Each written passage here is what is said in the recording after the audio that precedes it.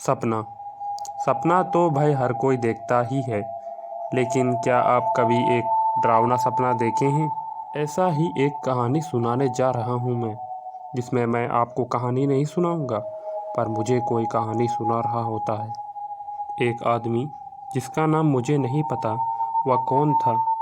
वह कहानी तो शुरू करता है बहुत ही साधारण तरीके से, लेकिन मेरे भी रोंगटे खड़े होने लग जाते हैं जैसे जैसे वह कहानी ख़त्म करता है। उसने कहा, 5 आदमी थे।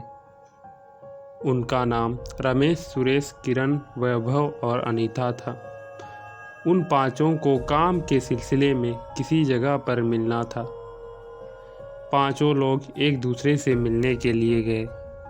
मैंने कहा, हाँ तो। वापस लौटते समय रमेश का कार एक्सीडेंट हो गया। फिर पता नहीं कैसे अनीता की भी मौत हो गई। मैंने कहा, फिर क्या हुआ? उसने कहा, मेरा सवाल यह है कि बचे तीनों में खूनी कौन है? मैंने कहा, शायद सुरेश।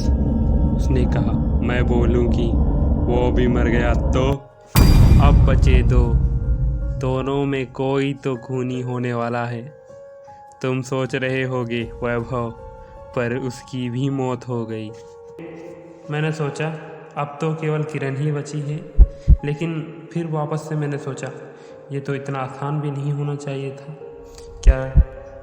फिर मुझे याद आया कि पता नहीं मुझे जो कहानी सुना रहा है वो ही तो नहीं है, क्योंकि अगर किरण भी नहीं हुई तो।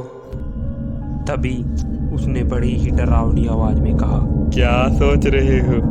मैंने तुम्हें खूनी को ढूंढने के लिए कहा, मुझे नहीं। तभी मेरे पूरे रोंगटे खड़े हो गए और मैंने डरते हुए कहा, मतलब तुम। तभी मेरी नींद खुली।